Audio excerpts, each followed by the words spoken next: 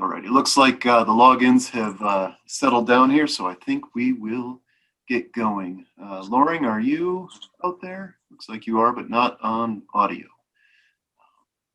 So let me introduce myself. I'm assuming everyone can hear me. My name is Josh Townsend. I'm the president of Ashburn Volunteer Fire and Rescue Department.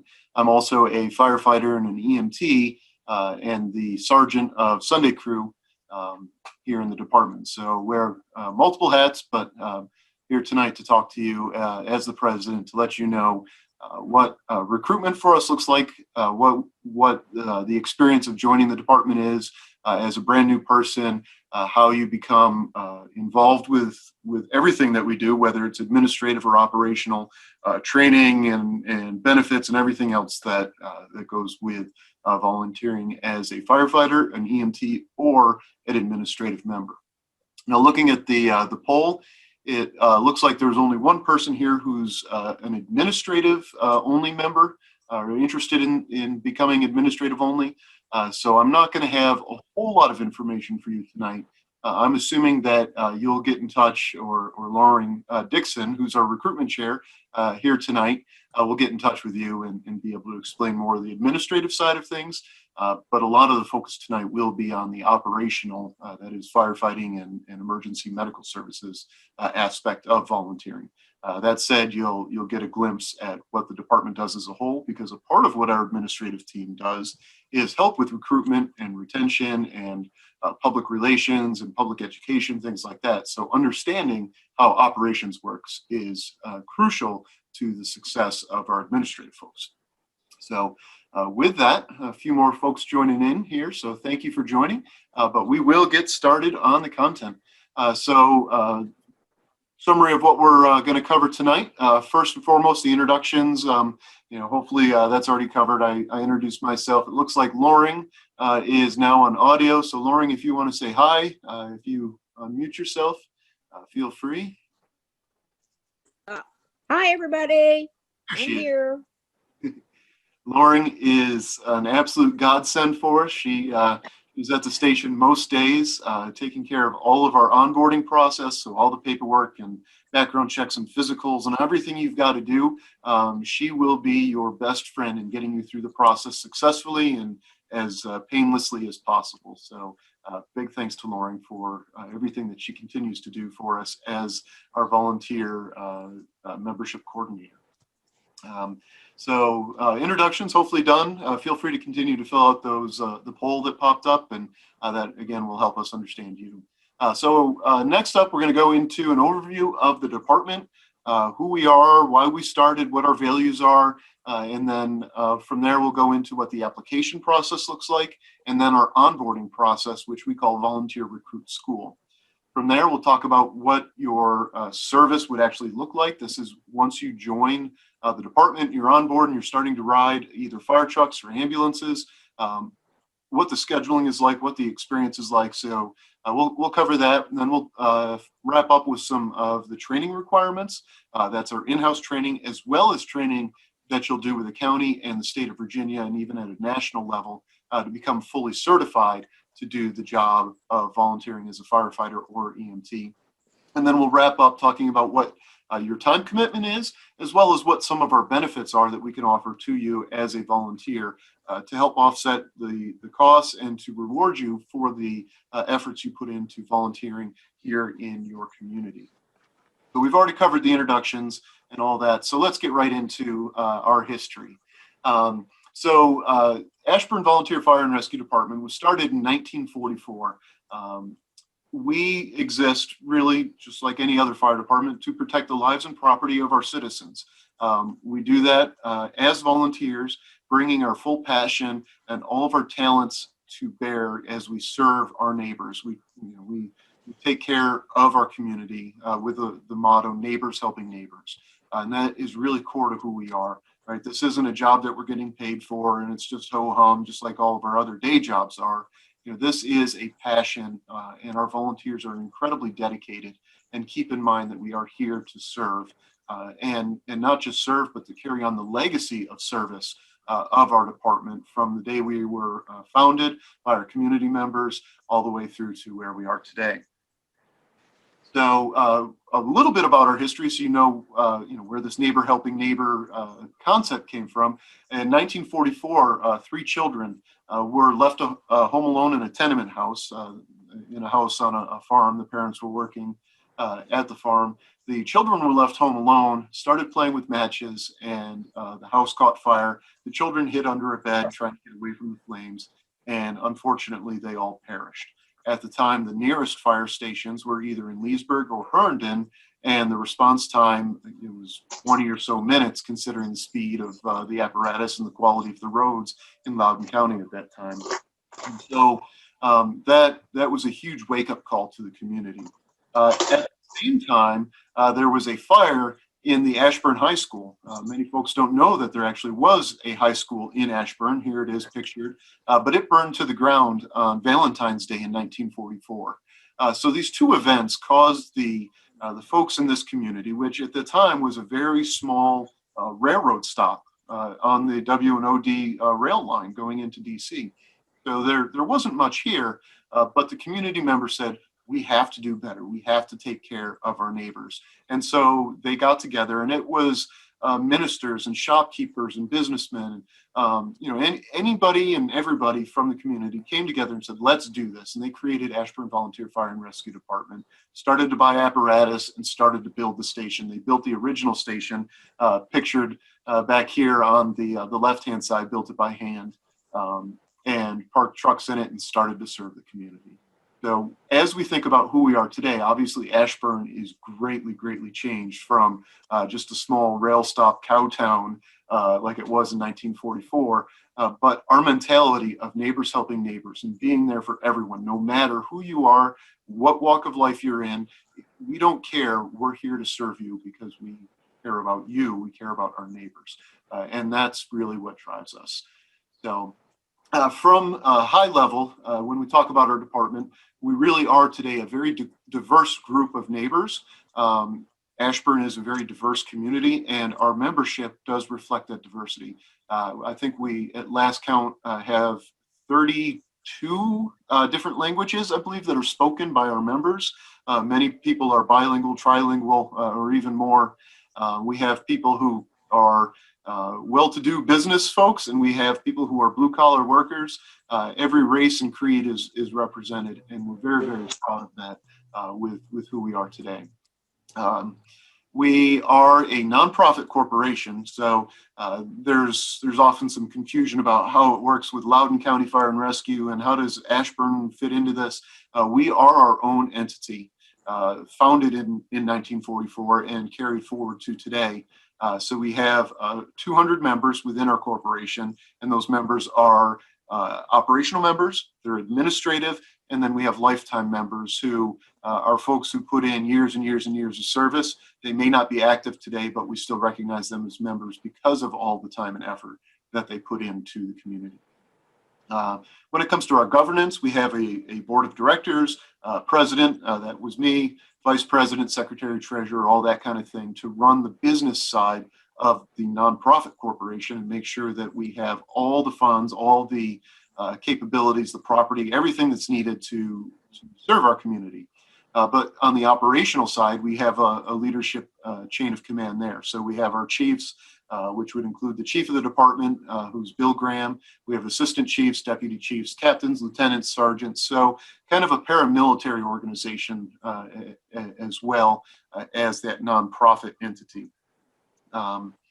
We have, in addition, one part-time administrative assistant. That's Jeanette. She is at the station almost every day, takes care of all the business and keeps me in line and makes sure that I can get my job done.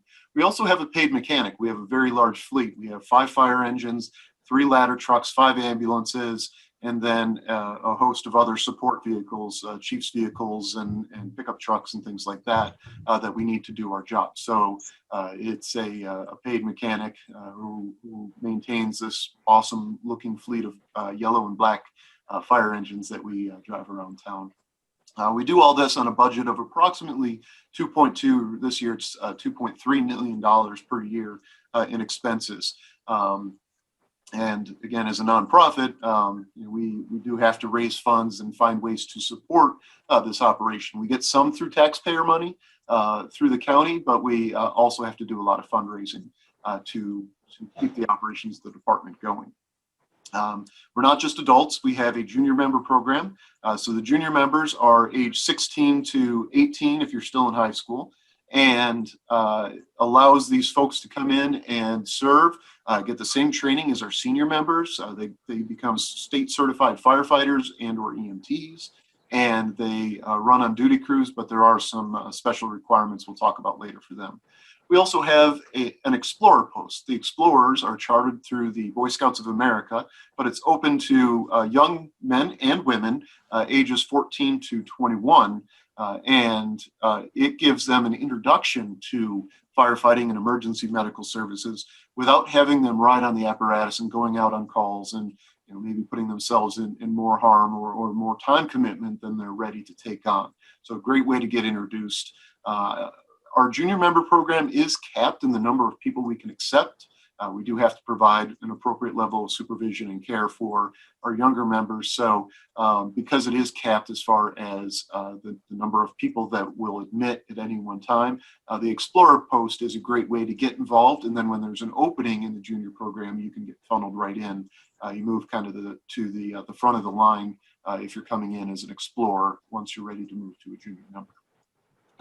When all is said and done, if we get back to the money thing and the budget, even though the county contributes money to the running of the department here in Ashburn, as well as all of our neighbors, Sterling, Leesburg, Percival, Round Hill, and so forth, the volunteer system itself as a whole saves the taxpayers approximately almost $28 million per year. So it's no small thing. I did some quick math and found that if the volunteers were to just go away, so the savings that we have today plus the career staff that would have to replace volunteers, if the volunteers totally disappeared, my own property taxes living here in Ashburn would increase by about $500 a year.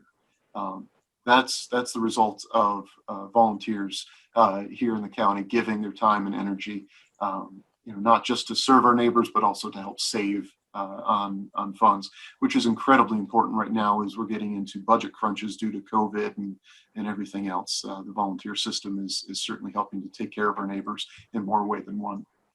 So as a department, we deliver both fire suppression and EMS services, rescue and emergency medical services to our community. That's fairly unique here in Loudoun County. Many departments, if you think of Sterling or Leesburg or Percival, they have separate nonprofit corporations, even separate stations sometimes for the fire department versus the rescue department or the EMS department. Here in Ashburn, we're completely combined. We share a chain of command, we share the same station, we train together, we operate together. So it gives you a lot more opportunities to be cross-functional in what you're doing as you go through your training and through becoming an operational member. In Ashburn, we cover two stations. We have Station 6 on Ashburn Road. That's the original one that was started in 1944 and was rebuilt in 2016. Kind of looks like a castle. Then we also cover Station 22, which is in Lansdowne. That is a county-owned building, but it's staffed by volunteers 7 nights a week from 6 p.m. to 6 a.m. It's volunteers running out of there. Ashburn is a part of Loudoun County's combined fire and rescue system. So the combined system brings together all of the volunteer houses, again, Sterling and Leesburg and Arcola and Percival and Round Hill and Philemont and others, brings them together with the career staff. We all have the same training, the same credentials from the state and national levels. We do the same job, but we just do it in opposite shifts, basically. So we're all part of this one combined system. So that is where we're combination career and volunteer. The career staff in our station is on duty from 6 a.m. to 6 p.m. or 1,800 hours if you're talking in military time or 24-hour time. And then volunteers come in and we staff our stations from 6 p.m. to 6 a.m. I will say, though, that we do have a 24-hour paramedic provided by the county, so it's a paid paramedic position full-time at Station 6. And the reason for that is it's the busiest medic in the county. So we do want to make sure that There's always staffing, there's always someone there, and then the volunteers are also running. We take turns running the calls, but there's certainly enough to keep us busy with the population and the call volume that our medic crew runs in the evenings here in the county. So our call volume between our two stations is about 6,000 calls per year. So you divide by 365 and gives you an idea of the number of calls that are run per day. So give you an idea of where we serve. Ashburn Station 6, that's the Castle one on Ashburn Road, right there in the center of this map. Station 22 is up to the north. You see that labeled right under Lansdowne. So the area that we serve is kind of this one that's highlighted here in yellow. If a 911 call comes in within this area, we're going to be the first to go. Ashburn will be there with our bright yellow trucks and we'll help our neighbors. That said, there's going to be times where we're out of position or our neighbors are out of position because they're running other calls or something else is going on. So we'll respond out to them and they'll respond in to help us. So it's not unusual for us to go down to Moorfield or Broadlands or Brambleton, out to Concord or Cascades or out into Leesburg or even further. There's regular calls out to even Percival, Hamilton area from Ashburn because we do have a specialty piece with our tower ladder truck. So we go out to these places and they'll come in and help us. So I'm going to pause here before we get into our values. I do want to say that everyone was muted by default. That's just to keep down on the noise. And we're learning how to do this remote meeting stuff still in all walks of life. But if you do have a question, feel free to unmute yourself. There's the mute button probably down at the bottom of your app or maybe at the top of your app, depending on iOS or Android or Windows or whatever. If you're just dialed in, you could press *6 on the phone, or you can throw questions into chat. That usually pops up. So I just saw a question. If this recording will be available afterwards, absolutely. Get in touch with Loring. Her contact information will show up at the end. And she'll reach out to you and make sure you have the recording if you want to watch it again. But again, feel free to interrupt at any time. I'm happy to answer questions. Don't forget to send it to me. Yes, ma'am. Alrighty, so I do want to cover a little bit more on our values. Being a volunteer firefighter, EMT, or administrative member is no small commitment. And I believe that if you're going to commit your time, your energy, your life in a lot of ways to this organization, you want to make sure that your values align with ours so that you are able to find satisfaction and able to serve for the long term. It does take some amount of time to get trained up and fully qualified to serve. We want you to stay as long as possible to serve. And if your values don't align with ours, it may be tough. So let's talk through that here real quickly. So first, we work hard. We work very hard together, but we also play hard. We consider ourselves a second family. So whether it's at the station, when we're on duty, we're training together, we kick our own asses. We make sure we are as ready as possible to serve our neighbors, no matter what the call is, any time of day or night, we're ready to go and solve the problem that they've called for. But at the same time, we do love to have fun together. There's a lot of camaraderie, a lot of joking around. When we're not in the middle of a global pandemic, we go out and we have some fun outings. This was a paintball outing that you see pictured here. So we do like to have fun at the same time. But we do take it very seriously. Training in particular is one of those things that is an absolute must. There's a whole lot to learn. Folks usually will start and they, pardon the pun, but they'll say, it's like drinking from the fire hose when they start. There's so much information to take in, so many different things. There's a whole new language that you basically have to learn when you come into the fire department. We have our own lingo, our own slang, our own acronyms, all these things that you need to pick up. So we do take training very seriously, whether that is training in the station. You see a few examples of that, specialized training like ice rescue, or just the basic training going through fire school or EMT school at the academy. A lot of pride, a lot of dedication goes into it. But training can be an absolute pleasure. Maybe sounds a little weird to say, but the house burning here in the middle was a training house. A developer was buying up the property and said, hey, we have this house, it's going to get torn down, do you want to play? And we said, yes, please. And so we burned the house. We spent a whole day setting fires in it, putting them out, going through all sorts of scenarios, and an absolute blast to do trainings like these. So we do everything we can to keep our skills sharp. It's exhausting, it's hard work, but it's so incredibly rewarding and fun. But we're not just about putting out fires and saving lives and the basic stuff, right? There's a lot more that goes into it. There's a community aspect. First and foremost, it's community education. We want our neighbors to be safe. We want to make sure they have working smoke detectors and fire extinguishers and all those basic things. And we start that education at a very young age. Here you see a picture of the scouts coming in and touring our station. So, we start young, we work with school groups, we do all sorts of tours and things, again, when we're not in a global pandemic, to provide that fire education. But we also do some fun stuff. The Santa Parade every December, we put Santa on the top of a fire truck and we drive all around the community making tons of noise and having a good old time, and Santa gets to meet the community. And then we do other things. We bring the community into our firehouse monthly, again, not during a pandemic. But we bring them in and we serve a community breakfast. This isn't just a fundraiser for us, but it's a chance to bring folks into the community and educate them and make them comfortable with being around emergency services, being around positions of authority, to show we are here for you, we care about you, and this is how you can best work with us if you need to call. So we take this service seriously. If you look at the pancake flipping picture here, the guy on the right was the president of the department at the time, and the guy on the left is currently a deputy chief for us. So at the highest levels, we take service to the community very, very seriously.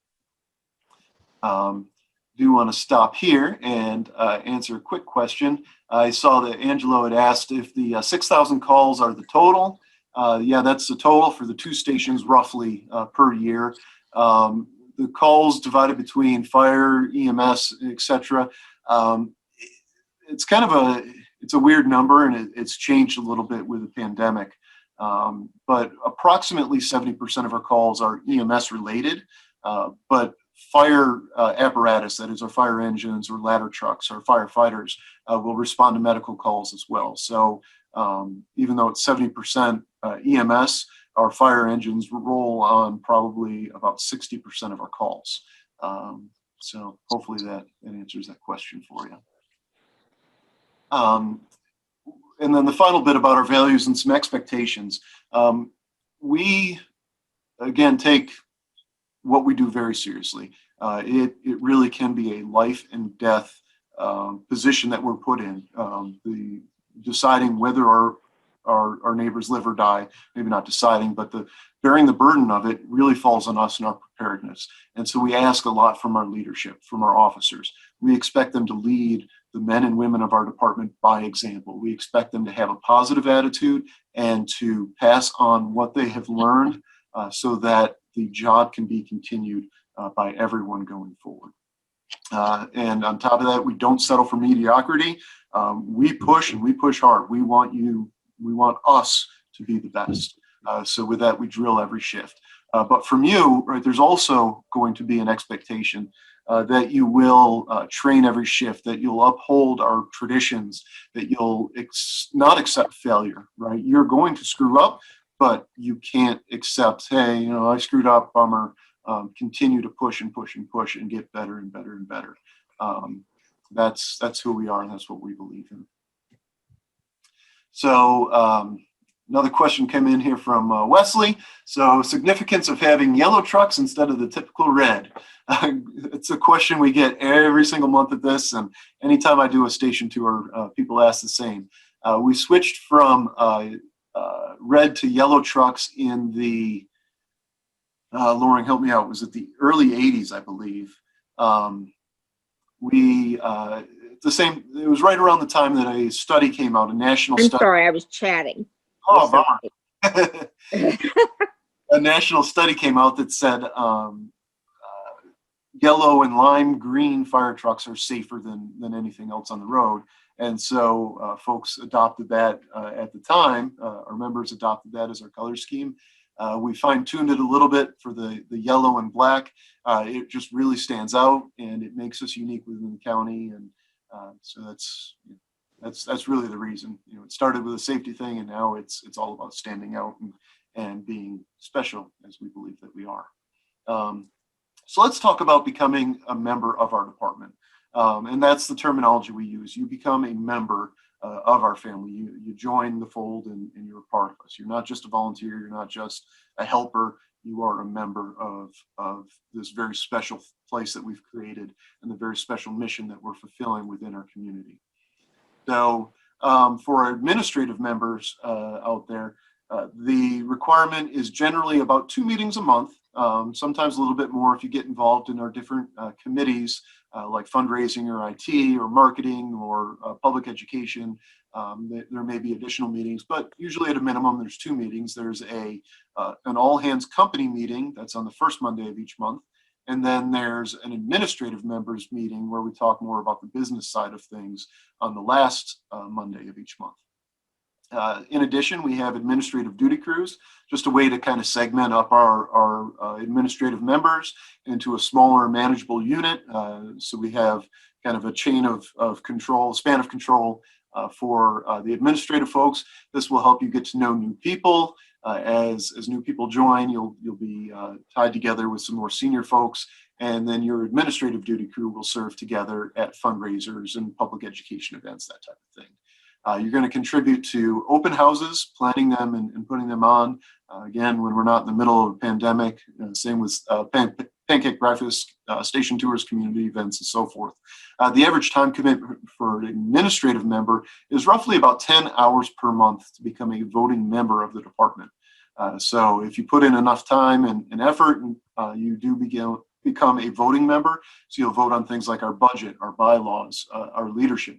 We elect our president and chief and the whole leadership for both operational and administrative each year. So you'd be a part of that as well once you're a full voting member.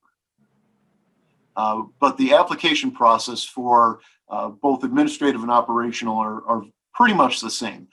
First step is to complete an application and the county paperwork.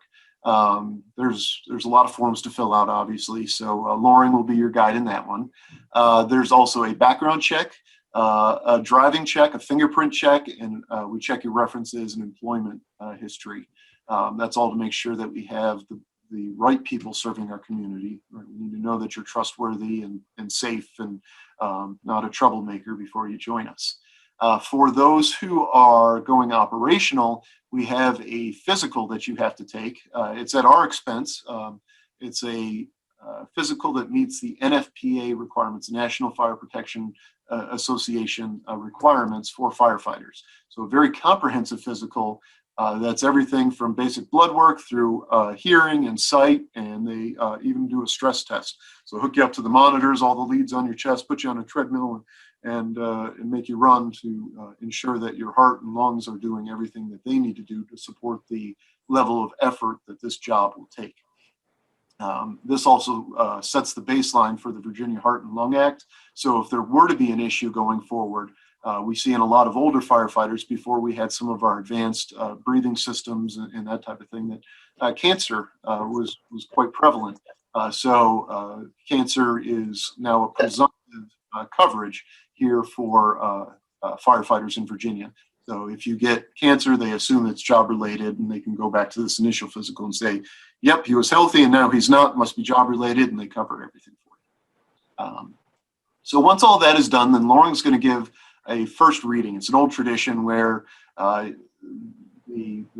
leadership of the department would stand up at a meeting and say, hey, Bob Smith from down the street wants to become a member. So just reading off his name, and anybody who knows him can speak positively, hopefully not negatively, about him or her, and just to know that you're joining. So we do that now via email, maybe not quite as traditional anymore, but we still get your name out there and let people know that you're interested in joining.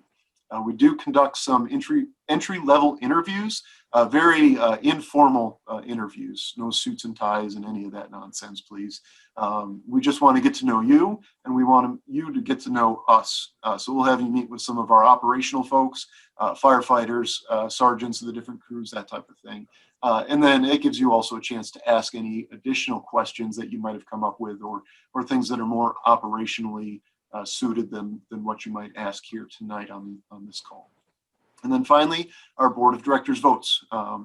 We look at all your information and we say yay or nay. The vast majority of people are a yay. Very few are turned down. Usually those who are turned down have some sort of criminal history, some silliness in your background. That's gone on too far. That said, if you do have something in the past, just let us know what it is.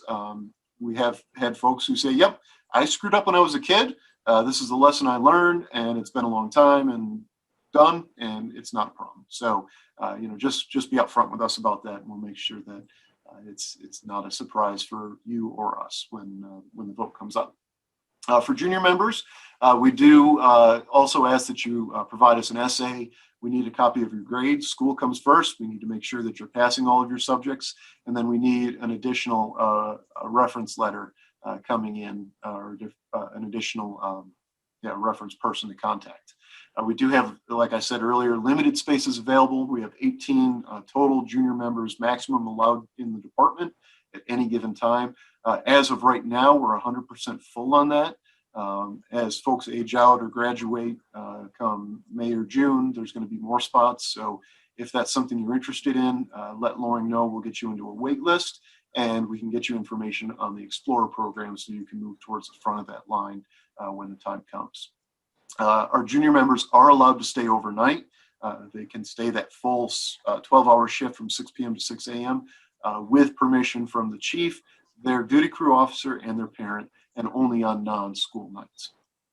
So the application process, we talked through that. The volunteer recruit school is what comes next. We call this VRS.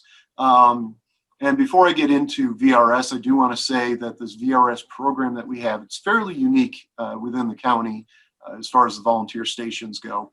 But we have suspended it starting at the beginning of quarantine. We are getting ready to bring it back in, but for a little while we've had to stop it due to quarantine. So you may or may not, depending on when you start, go through this process. I hope you get a chance to. When I went through it, it was an absolutely great experience. Kind of got me indoctrinated in the fire and rescue service without having to show my stupidity, my naivety to my crew when I started. So it gives you a little bit of training and get you started along. So Loring has a schedule of the VRS events. She'll share that if and when we do get it scheduled when you're joining. But during volunteer recruit school and until you graduate either from EMT school or the firefighting school, you'll wear a red t-shirt. The red t-shirt signifies that you are a probationary member. That means that no one's going to look at you on an emergency scene and say, you go do this heroic thing, save a life, and expect that you're going to know how to do it. So you're there to learn, to ride along, but your responsibilities are going to be somewhat limited because we know that you're learning the job and becoming proficient in everything. The longer you're there, the more you're going to get to do, even while you wear a red shirt, but you'll be in a red. We typically start our VRS program with a physical agility test. I'll talk more about what's involved in that in the next couple slides. We also do an orientation program, both for Ashburn as well as at the county level. The county orientation includes your CPR certification, a class on bloodborne pathogens or how to avoid bloodborne pathogens and other diseases like COVID and tuberculosis and things like that. And then we also do an introduction to emergency medical services, the equipment that we carry, how to use some of the basics so that when you do start duty crew, if somebody looks at you and says, hey, go pull the stretcher out of the ambulance, you actually know how to do it on night one. From there, we also cover SCBA, which is your self-contained breathing apparatus, the air pack that the firefighters wear, and the PPE that firefighters wear. PPE now is kind of in the common vernacular, thanks to COVID. So our personal protective equipment. So that's the basic EMS protective equipment, as well as our firefighting gear for those who are becoming firefighters. We cover some of the other basic things, hydrants and hoses and ladders, and get your hands on with some of that so it's not completely foreign to you. And then we do have a written test towards the end to let us know how much you've learned and to help us understand how well we've instructed. So if people score poorly on the test, then we know that maybe our instructors need a little a little bit of work. Nothing to worry about on a written test. We're not going to kick you out if you fail it. We just need to know that you're able to learn and be proficient. So once this VRS program is over, the next thing up is you're going to start your duty crew. That is, you're going to be assigned a night of the week. So for example, I'm on Sunday duty crew. So every Sunday night at 6 p.m. I'm at the station and I run all night long, and then I go home and that's my service for the week, my minimum service for a week. There's many times I'll run additional nights to help out friends or fill when people are on vacation, that type of thing. And you're also going to take a manual, we call it your probie book or your probationary manual, and you're going to start to fill that out. So some of the basic stuff you're just going to write down, anything from like what the inventory of tools and hoses and things are on a fire engine, what's in every compartment on the ambulance. And this is how you're going to get familiar with everything that we have so that you can become absolutely useful on a fire scene or an emergency medical scene. If you need to get something, you need to know how to do something. You're going to know what the tool is. You're going to know how to use it. You're going to be able to grab it and get right to work with it. So we kind of walk you through all of that. So that is to say, you don't have to come in with any knowledge. We provide you with everything you need to know to do the job effectively. Let's talk the physical agility test. A lot of people kind of get a little scared when they hear about this. Nothing to really be worried about. So we have 6 individual tasks that are designed to mimic things that you might do on any fire scene or car accident scene or emergency medical services call. You have 12 minutes to do the 6 different tasks. And as you're doing it, you're going to wear a fire helmet, fire gloves, and a weight vest, a 50-pound weight vest throughout the entire challenge. And if you aren't able to make it through, you do have a chance to retake it later on. Of course, we're going to check you to make sure that you're ready beforehand. We're going to take your vitals before, immediately after, and then 5 minutes after, just to make sure you're healthy. We have had people, typically because they didn't hydrate well enough or didn't prepare well enough ahead of time, they ended up getting sick. We've had people pass out and have had to take people to the emergency room as a result of this. But that said, the test really isn't that hard. My kids, when I joined, wanted to go through it, and I brought them in, and they took a stab at it. I think they were 8 and 9 years old at the time, and they got through it no problem. So this whole VRS class, if we have it when you join, typically runs for about 4 weeks, and then you come in. So the events of physical agility are this. We have stair climb. So again, your 50-pound weight vest. Just before you start the stair climb, though, we take 25 extra pounds, put it on your shoulders just to make it a little bit more fun. You're going to do 2 flights of stairs 3 times. So 6 total flights of stairs up and down. Get your legs warmed up, get your lungs working, and the heart rate up before you take on the other tasks. From there, you're going to do the chainsaw carry. You can pick up 2 chainsaws, walk out 50 feet, and carry them back. This one's easy.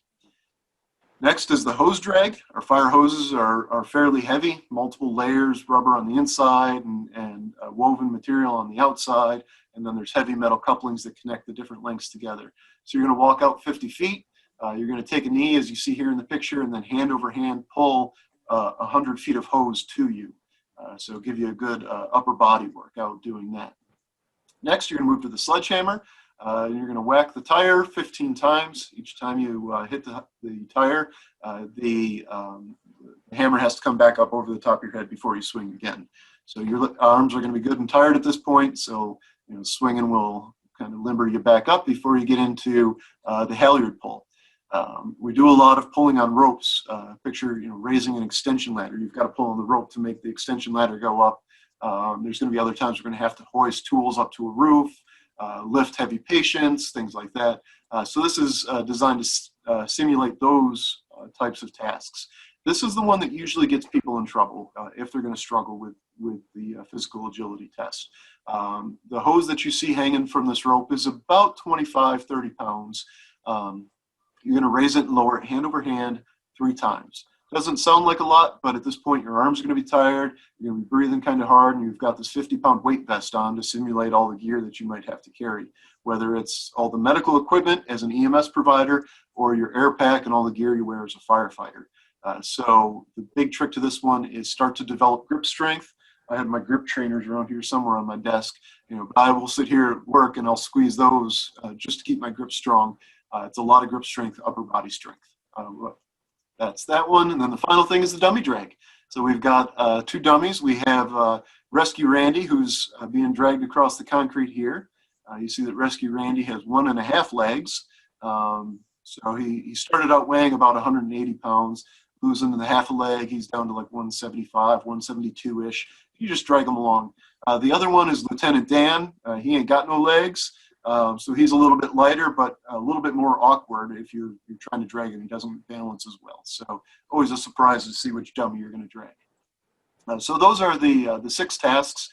You have 12 minutes to get them done. By and large, everybody passes. It's not a big deal. If you do get into trouble, you're not able to make it through, we're very happy to work with you.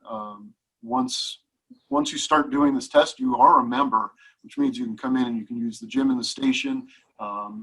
I'm happy to work with people. I've done it quite a bit in the past, bringing in candidates who have struggled and showing you some basic exercises to strengthen the parts of your body that you need to pass this, as well as teaching some techniques on how to be successful. So when you go for your retake, you'll absolutely crush it. Like I said, I've worked with a bunch of people on this, and anybody who said, hey, I want to work with you on it, I want to learn how to do it better, I want to pass, has done it. I haven't seen anybody fail. Those who don't really, ask for help and get defeated, right? It's a mind game. They may fail and they may not come back. But if you care and you try, it's very, very doable. So once this VRS session is done, again, 4 or so weeks, once VRS is over, you're going to be assigned to a duty crew. Like I said, the duty crews are based on a night of the week. We have 6 crews, Sunday through Friday. Our Saturday crews are handled on a rotating basis. So Monday takes it, and then Tuesday takes it, then Wednesday, and then Thursday, and then Friday, and then back to Monday, Tuesday, Wednesday, Thursday, and then Sunday. So Friday and Sunday alternate, so we don't lose too many weekends between those 2 crews. So roughly every 9 weeks or so, you're going to have a Saturday that you're going to be in. Oftentimes our Saturdays start early. We'll do special training on Saturdays. Sometimes we'll do some meal prep and cook a nicer crew meal. The company does pay for dinners for the company on Saturday. So some crews will go out and buy something at a restaurant, get something a little bit nicer. Some crews will go out and buy steaks and all the fixings and make an awesome steak dinner in the station. Some of the best cooking you'll ever have is in the firehouse.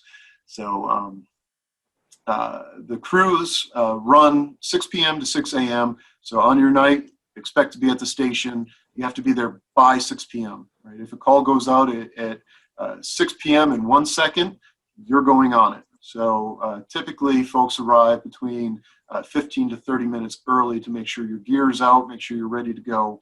So right at shift change, you can hop on the rigs and be ready to rock and roll and go out on any calls that do come in.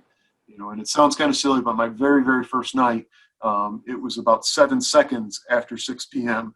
and a call went out, and we jumped on and we ran calls until 3 in the morning nonstop. So it really does happen that way. Like I said, you'll define your preference for your duty crew. So if you know that every Tuesday night you've got to watch the kids, or there's an activity at school, or there's Bible study on Thursday night, whatever it is, and you say, I just can't do those nights, you're going to let Lauren know. She'll work with our staffing officer, Bobby, who's sitting here on the call. Hi, Bobby. I just saw you up there. And they'll assign you to a crew that fits your schedule as best as possible. There's going to be times if you miss your duty crew. So, for example, I worked for a company out in California, and when we were traveling, I would go out on a fairly regular basis. So there were some times I just couldn't make my Sunday night crew. I had to be in California Monday morning, and so I'll just phone a friend, anybody on a different crew within the department, and say, hey, can you cover for me? Or I'll swap shifts with you. I'll take your Thursday night if you take my Sunday night, and so we make that work. Yeah, so hopefully, Angela, that answered your question. It is from 6 p.m. to 6 a.m. You are at the station the entire time. It's not like a respond from home as you see in rural areas. We're at the station. We sleep there, and so your shift that night of the week that you're assigned, you're there at the station 6 p.m. to 6 a.m. All right. As you are joining your duty crew, there's some basic training you'll get started on. We have an emergency vehicle operations course. This is a state level course that gets you certified to drive our apparatus. A lot of folks get started and they start driving the ambulance right away. It gives them a way to be productive, be useful, be part of our minimum staffing contingent on an apparatus before they get through fire school or EMT school. So that EVOC class is a simple weekend class. It's one day of lecture about safe driving and don't run stop signs and things like that. And then the second day is an actual driving test through a cones course. So you have to do figure eights in an ambulance or a fire engine. So we'll do a little bit of driving prep with you before you go to that. And there's also a hazmat awareness and hazmat operations class. You'll sign up for those. Hazmat operations is a prereq for going to fire school. So both of those are pretty quick and easy to get through. So questions on that? Alrighty. So at some point, as you're wearing a red shirt, you're going to go to fire school or EMT school. These are run by Loudoun County for the entire system. They happen twice a year, typically fall and spring, and they run for about 5.5 months each.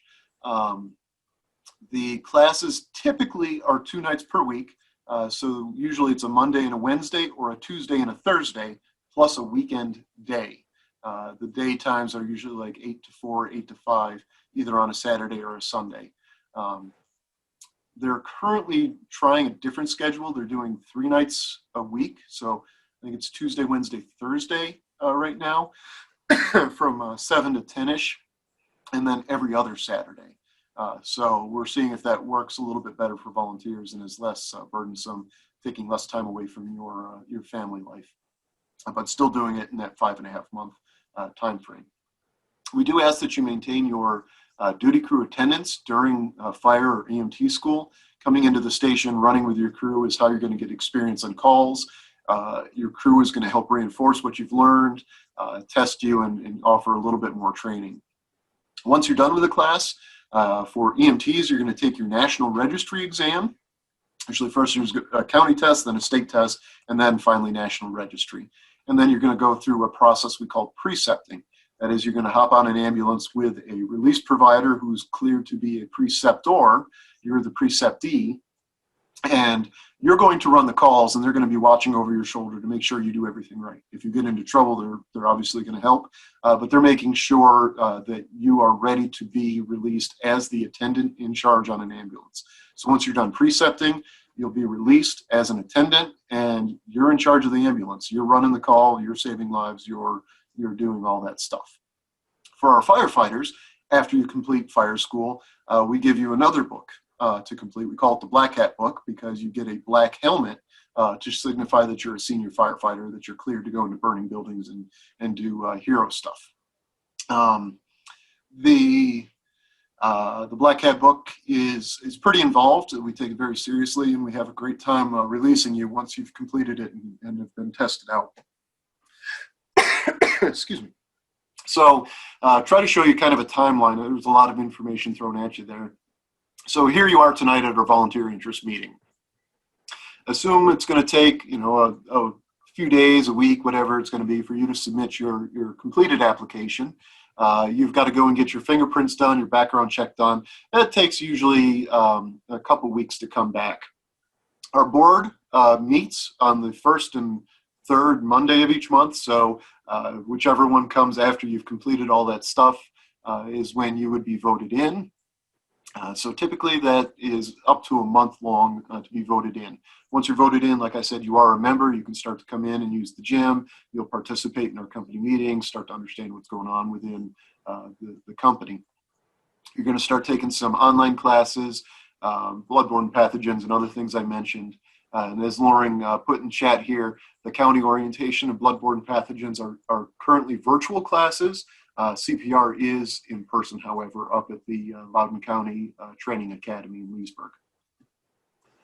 So VRS, if we do it, if and when we restart during COVID, is typically a quarterly thing. So January, April, July, and October. So we are hoping to run, if not the full program, a modified one in October for folks who've joined before you, as well as anyone who's coming in. So try to get your applications going as quick as possible so we can get you in mid-October to a VRS class if possible. So once VRS is done, like I said, 4 to 5 weeks, you're going to start your duty crew. And then however long it takes until the county starts the next class, I believe the next fire and EMT schools are going to start in January, if I remember correctly. The schedule has been thrown off a little bit due to the pandemic and some repairs on the training facility in Leesburg. But I expect it to be January for both fire and EMT. The fire or EMT schools run about 5.5 months. So when it's all told, you're looking at something like 12 to 18 months from tonight until you become a fully released provider as an EMT or as a firefighter, going into burning buildings and saving lives and doing all that fun stuff, really all on your own, unsupervised. So it is a lengthy process, and that's why we do ask for a long-term commitment, right? It's not just a, hey, I want to do something fun for the next few weeks while I'm on vacation. It is a pretty serious thing to take on. So when we look at the amount of time required, volunteer recruit school is about 38 hours.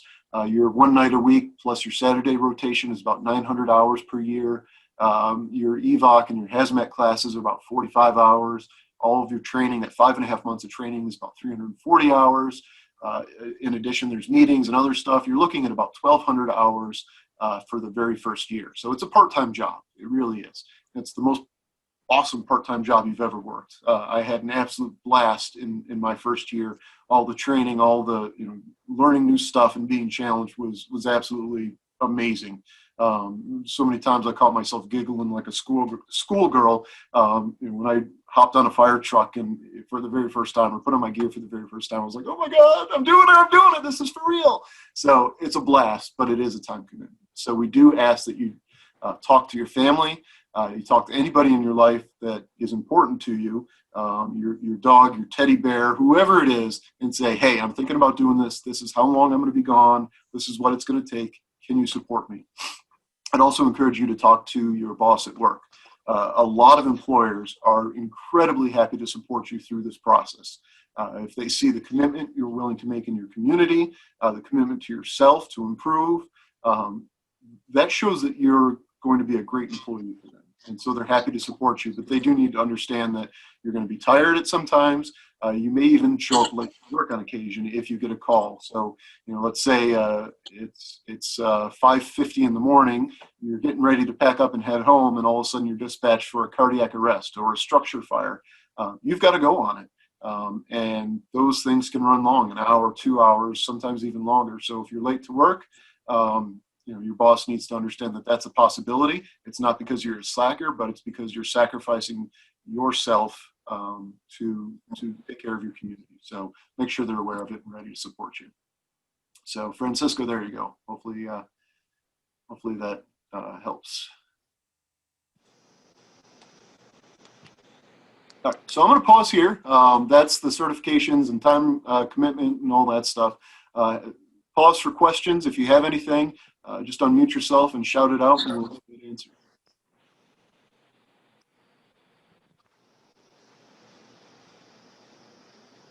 All right. If nobody has anything, we'll jump into some of the minor costs that you incur as a member, and then the benefits that you receive as a volunteer. So your out-of-pocket expenses are pretty limited. We ask that you bring a couple pair of blue work pants, so EMT pants or Dickies or whatever. They're at Walmart or Kmart or any of those stores. You don't have to have anything fancy. You need a watch with a second hand, so your fancy Apple Watch. may not have the second hand to take vital signs, so make sure you have a watch with a second hand, a black belt, black socks, and a pen. We have pens. We'll probably give you a pen, but if you have your own, that's cool, because sometimes people like to walk off with them. You also need to provide your own steel-toed boots or steel-toed shoes. So on the pants and the shoes, we are this year budgeted to provide those for our members. We haven't started the program yet, but those expenses may even disappear by the time you get here. We provide for you your uniform t-shirts, so your red shirts initially, and then blue t-shirts once you're released. We've got sweatshirts and jackets and all that stuff. And then all of your firefighting gear we also give to you as well. If you end up leaving the department, you do have to return uniforms and gear. We do those as a matter of security and cost. Some of the benefits, though, that we do offer, personal property tax reduction. So the personal property tax, courtesy of this wonderful state of Virginia, I didn't know about it until I moved here, but it's the tax on your personal vehicle related to the value of it. So if you buy a brand new vehicle, right, you finally went and bought that Porsche or McLaren or whatever, you're looking at thousands of dollars a year for that personal property tax potentially. For the junkers I drive, not so much, but I just bought my wife a new minivan. I applied this personal property tax waiver to her vehicle, and it saved me like $700 in the first year. So pretty cool. That's probably the biggest immediate cost savings you would see. In addition, there's the county licensing fee waiver. This is the $25 decal fee. Assuming it's $25 again this year, maybe COVID will make it go up a little bit. But that is also waived for our volunteers. We have tuition reimbursement available. $16,000 from the county is the max benefit, lifetime benefit.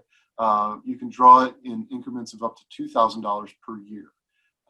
There's also additional scholarship opportunities available, whether it's through Ashburn individually or the county or other programs statewide and nationally for first responders. We do have workman's compensation and insurance, disability insurance, accident, sickness, all that kind of stuff. So if you were to become injured or ill as a result of doing the job, you would be covered until you got back on your feet. The other big benefit is your retirement benefit. You are eligible for up to $300 per month for life. So every month of your life, starting at age 55, you'll be able to draw until the day you die. And there's a minimum payout. So if you turn 55 and kick the bucket, the next day your family still gets a nice payout for it. This is just a way to recognize the service that you put in. The retirement starts at zero. You have to earn that retirement by putting in service. We record service as points, so you get points for everything you do. If you help at a pancake breakfast, you get points. If you run your 12-hour shift, you get points. If you run a call, you get a point for each call. If you go to a meeting, like this meeting tonight, you get a point for each meeting. 80 points gets you a year of service, and then 7 years of service gets you fully vested. So it sounds like maybe it would take a while. I've been at the department now just over 6 years, and I think now I'm up to 17 years of service because every 500 points you earn after the initial 80 gets you an extra year of service credit. So it actually goes pretty quick. I'm not too far away from having $300 a month for life when I retire. Actually, even before I really retire at age 55. And so that's some good pizza and beer money that I'll get to enjoy. In addition, we have tons of free training. Some of the best free training that's out there is the paramedic program. If you want to go through that, that is available to you. And then if you want to get hired somewhere else, we ask that you don't get hired in Loudoun because then you can't volunteer with us. But if you go other places, I know Fairfax and DC and Baltimore County and Baltimore City and others give a huge bonus, signing bonus as well as a pay raise if you come as a paramedic already. So you can get certified as a paramedic here and then go work somewhere else. I think Fairfax starts at a $16,000 pay increase if you start as a paramedic. So if you come in as a paramedic, $16,000 more per year right out of the gates. So not a bad way to go. And then finally, we have an employee assistance program. The EAP is there. It's available for you to call if you need help with life. And that could be you think you're starting to suffer from PTSD due to the calls that you've run. It is possible that you're going to see things you wish you didn't see, and that it will impact you in a negative way. The best way to deal with it is to talk about it. And so through the EAP, you get confidential counseling available to you, but there's also things like financial counseling and marital counseling. And I have a kid with special needs, and the EAP program can refer me to programs to help as a parent or help in school for my kids. So lots of ways to use this program. Just one more benefit to you. I think that's it there. And then obviously the intangible benefits, the personal growth and the challenges that are involved in this. I can't say enough about it. I have grown as a person, and I think everyone that I've talked to in the department would say the exact same thing. It helps you mature. It prepares you for the challenges that life throws at you. My wife became disabled. It would have been an incredible stressor dealing with all of her health issues had I not gone through this training, had I not understood what real stress looks like and how to deal with it. So it's been a huge benefit. Leadership, you learn how to lead people as you become an officer. I found that that's helped me in my work. I've become more assertive, and I've been able to move up in my real career thanks to what I've learned both through training and experience in the fire service. You get to be more involved in the community. You see people, you do things, right? You get the kids waving to you, asking you to honk the horn. It's a cool experience. And then on top of that, you've got all the camaraderie. We really are that second family, ready to support you, work with you. And yes, Bobby, don't forget the babes. Yes, the babies love you. The mothers always want you to kiss them. I think that's what you're referring to. So fun, it's exciting. There's nothing like going woo, woo, woo down the road, lights and sirens, knowing that you're going to go make a difference. So that's all I have for you tonight. So I'll leave you with a chance to ask any questions you want. There's no bad questions. Most of you said in the entry poll there that this is the first time you've thought about doing something like this. So any question is fine. I was dumb as could be when I joined. Still am, according to some people. So happy to answer anything. But we do ask that you'll review the time commitment with your family, your friends, your boss, whoever it is, before you sign the paperwork. We typically would do a station tour immediately after this meeting. Obviously, we're not at the station, but I do want to invite you, if you're interested in it, to reach out to Lauren. She can help schedule that. She can do it herself, or get one of our operational people to give you that tour.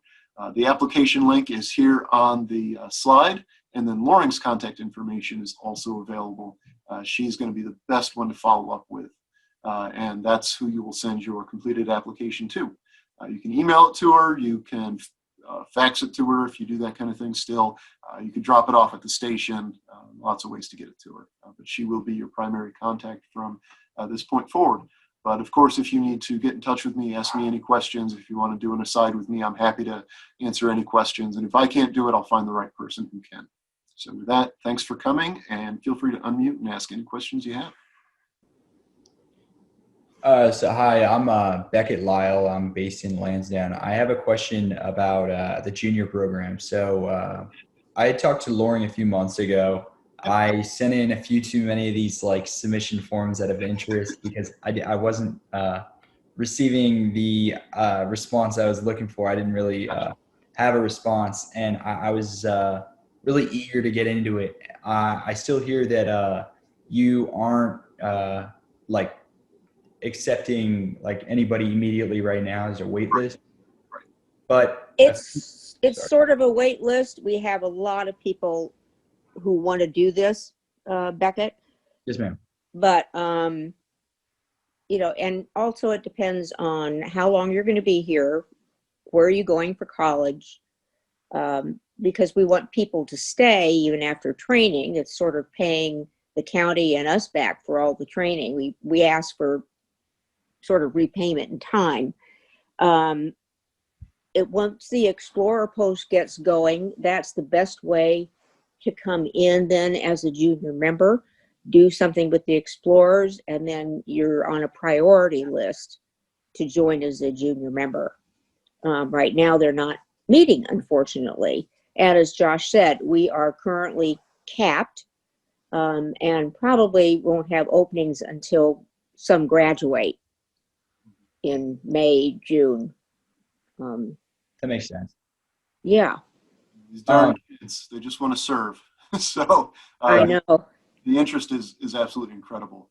Yeah. Love to see the young generation, but we do have to provide for safety and supervision.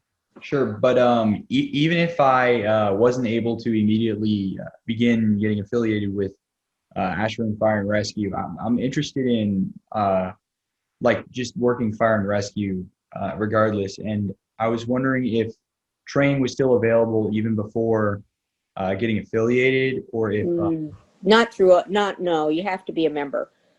Because a lot of it's part of the insurance issue and so on.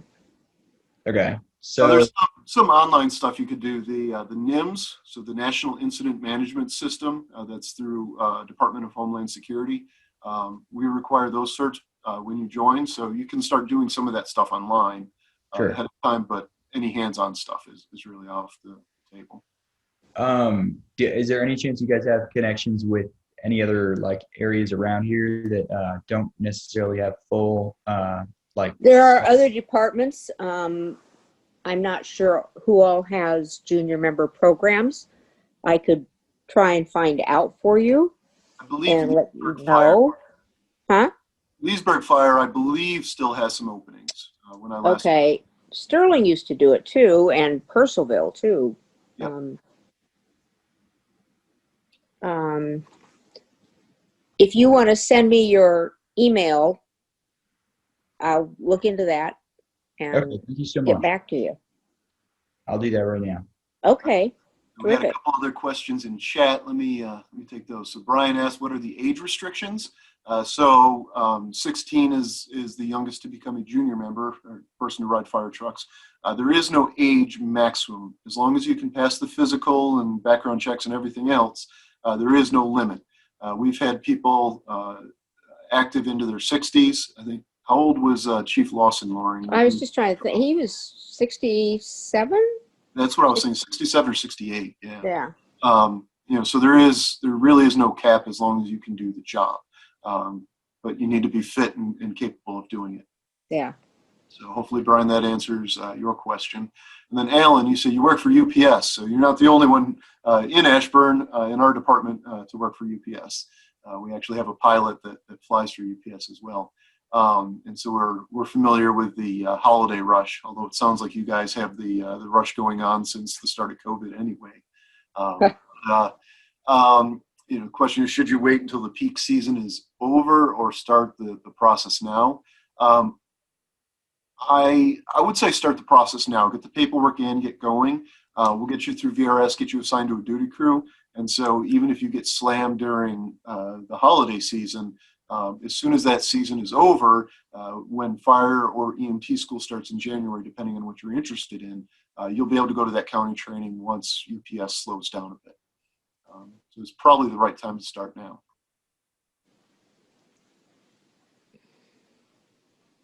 Any other questions? Hey there. I was wondering if the timeline would change if you were primarily interested in doing the EMT.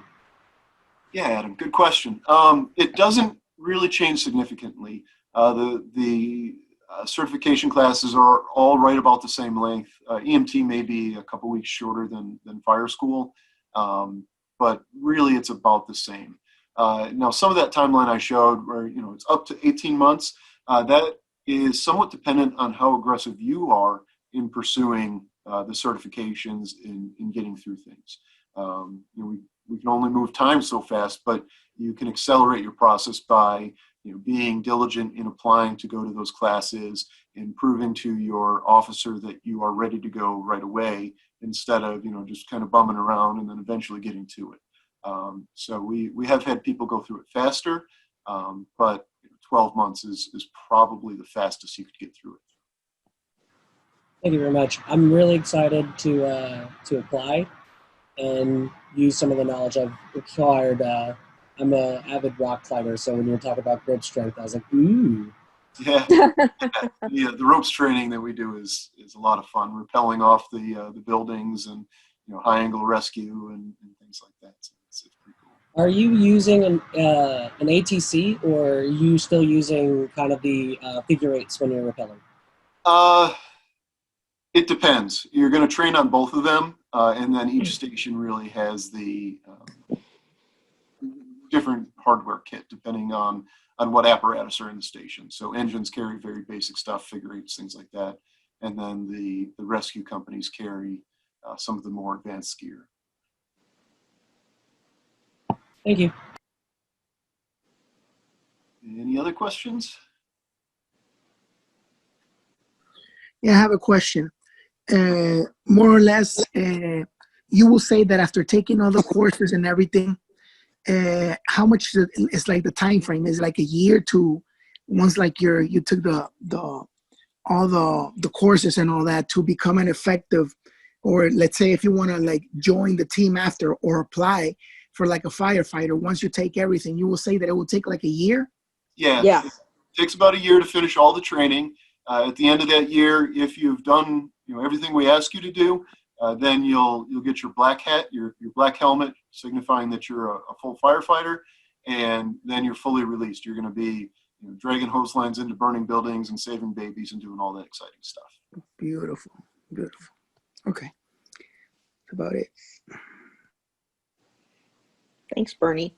Yeah, I should actually mention too that we do expect our firefighters to go through EMT school as well. Like I said at the beginning, when somebody asked a question about our call volume, our fire engines and fire trucks do go out on a lot of EMS calls. You have to be familiar with how to provide emergency medical services. There's lots of times an engine is going to arrive potentially minutes before the next medic unit. If calls in Ashburn and the next medic unit that's available is coming from Leesburg, or we've had times where they're coming from Fairfax County because everyone else in Loudon is busy, you need to be able to render aid to that patient. And that could be. And that's becoming a requirement correct. Soon, right? Yeah. Yeah. But maybe as simple as putting on a Band-Aid, or as complex as jump starting a heart.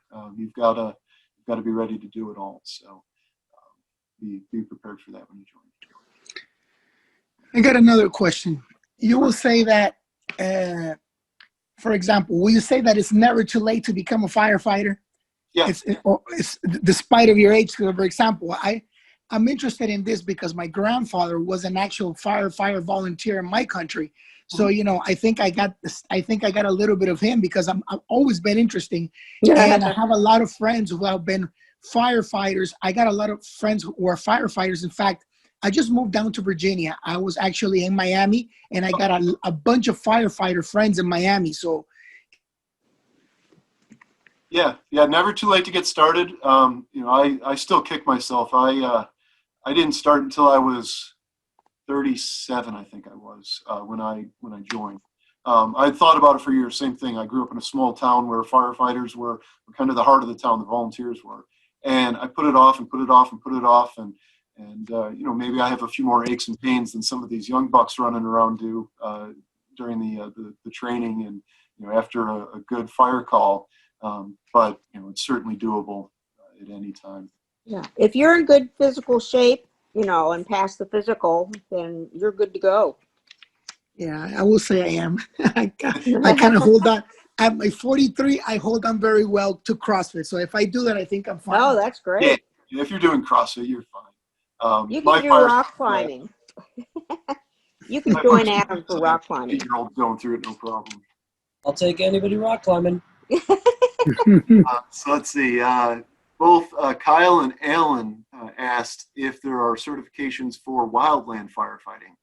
Certainly, it's been in the news quite a bit this year, and an exciting and very dangerous job, especially if you're a jumper going into those fires. Fortunately, or maybe unfortunately for you guys, we don't have a lot of wildfire here on the East Coast. Occasionally, we'll get some mountain fires on the west end of the county that take a little bit of work, but on the east end, there's very, very little, and so as a result, we don't do wildland certifications. That said, the scholarship money that we have, you could apply to going to wildland certification, or it is available through the state of Virginia. You'd be eligible to go take it, but it wouldn't be here locally in Loudoun County. You'd have to go somewhere else to get it.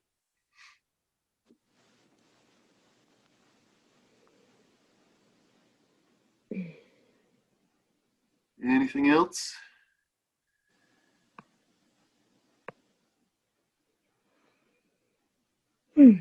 I see Ashley and Enos and Jacob and Matthew and Max. You guys have been quiet. Any questions from you?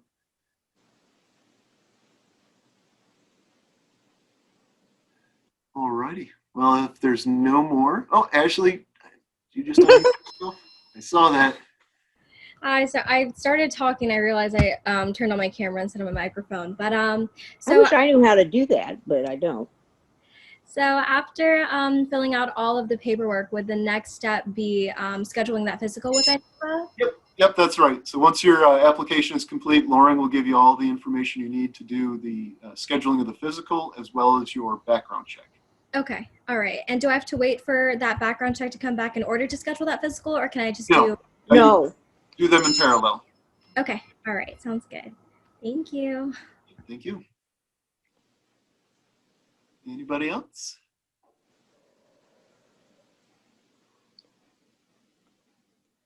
Cool. Thank you for your time, everybody. Appreciate you joining us here tonight. If you feel that you have questions that weren't answered or you were embarrassed to ask, no problem. Reach out to Lauren. And like I said, if you want to get in touch with me, Lauren can absolutely help you do that. Or you can just Google me. I'm pretty easy to find out there. Ping me on Facebook or Twitter or Instagram or whatever other apps you like to use. I'm out there listening. So anytime, I'm here for you. And with that, have a great night. Be safe and hope to see you in the station soon.